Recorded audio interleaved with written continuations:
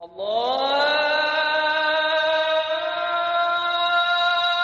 أكبر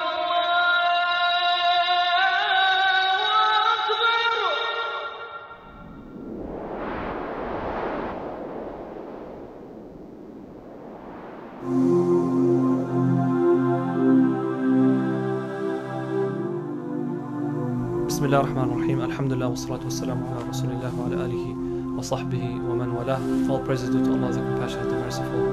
May Allah's praise and peace be upon Prophet Muhammad sallallahu alaihi wasallam. We spoke earlier in the first 3 episodes when we spoke about the heart. We spoke about why the Prophet sallallahu alaihi wasallam paid extra attention to the heart, and we spoke about the role, and also we spoke about how our hearts are very sensitive to what we expose them to. What I'd like to share with you in the next few moments is something also related to the heart, and hopefully there will be an eye-opener for us. And that is ibadat al-qulub, and the rituals of the heart. You know, many of us focus, especially in the month of Ramadan, on the things that we do physically. You know, my prayers, you know, the motions, taraweeh and so on and so forth. Or my sadaqah, or you know, helping someone in need, or you know, fasting itself, and so on and so forth.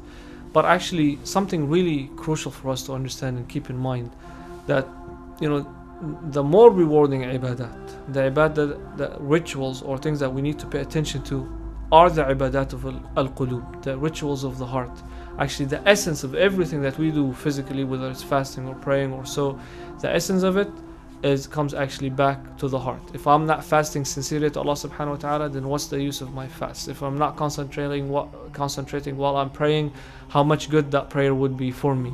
If I'm not when I donate, when I give someone who's in need sadaqah or zakah, if I'm not doing it, you know, sincerely for this to please Allah subhanahu wa ta'ala, then how much benefit really am I reaping from that donation?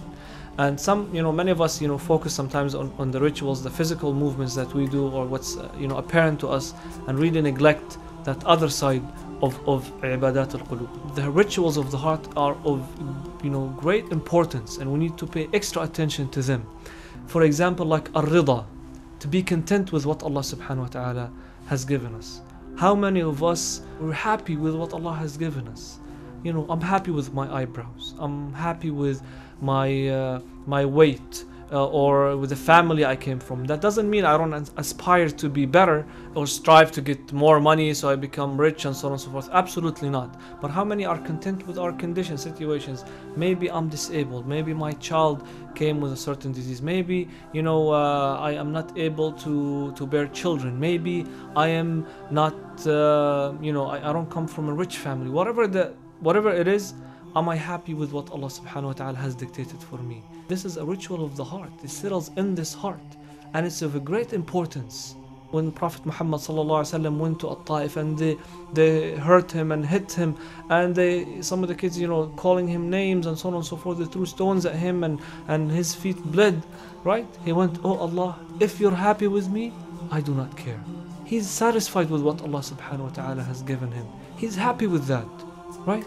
There's one man, there's a story, a person, he was so poor that he couldn't even afford to buy slippers.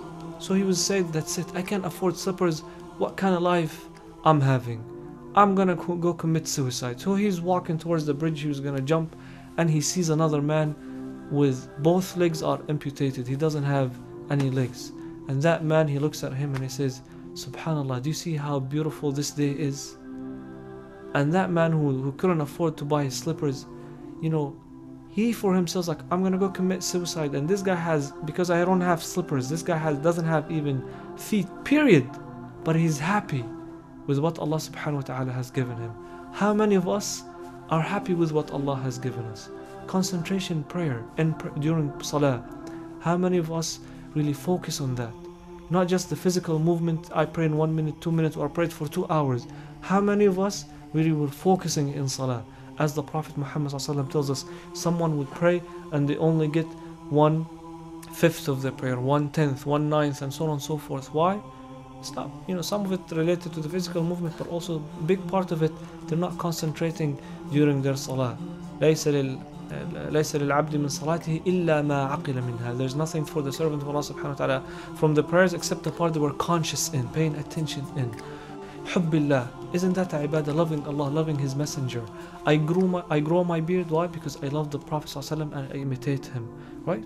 That's part of showing love. That's a ibadah. That's something from my heart. Patience is from my heart. Sincerity is part of my heart. Intention is a ibadah qalbiyya. All of these are rituals of the heart, that things that we need to pay attention to. There's a lot of things that we worship Allah subhanahu wa ta'ala with our heart first. In order to be sincere, it's not an action with my hand or my eyes or my tongue. It's with my heart. Therefore, I need to pay attention to this heart. I need to make sure it's conditioned. It's really, I understand its role. I understand it's sensitive. I understand its importance in Islam.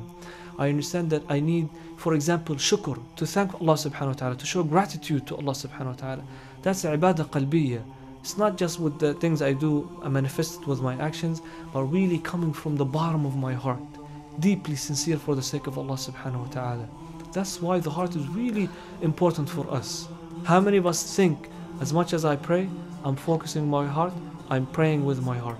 How many of us make sujood, but our soul actually standing up? Our heart is making that sujood. It's really bowing down or prostrating to Allah subhanahu wa ta'ala, and so much indulged in the remembrance of Allah subhanahu wa ta'ala. Not only our tongue, but actually our heart is, our mind is. We're deeply involved when we're praying to Allah. We're deeply involved when we give for the sake of Allah subhanahu wa ta'ala. Our mind, our heart, our tongue, all syncing together. Why? Because that's ibadat al-qulub. I'm happy, I'm content with Allah. I am satisfied with what He gave me. I'm patient with whatever inflictions or whatever difficulties I'm facing. Why? Because that Allah subhanahu wa ta'ala dictated that upon me, and I'll take whatever Allah subhanahu wa ta'ala has given me. Inshallah ta'ala, I will strive to do my best, that I'm always at this level of faith. I'm happy with what Allah has given me. That's something I'm happy with. I'm happy with Allah subhanahu wa ta'ala. Radiyallahu anhum wa radu anhu. They're happy with what Allah subhanahu wa ta'ala is happy with them, and they're happy with whatever He has given them. I ask Allah subhanahu wa ta'ala to make us among those who worship Allah subhanahu wa ta'ala with our hearts and pay attention to the different means and ways of worshiping Allah subhanahu wa ta'ala with our hearts, and we cleanse our hearts so we make sure that we worship Him to the best of our ability.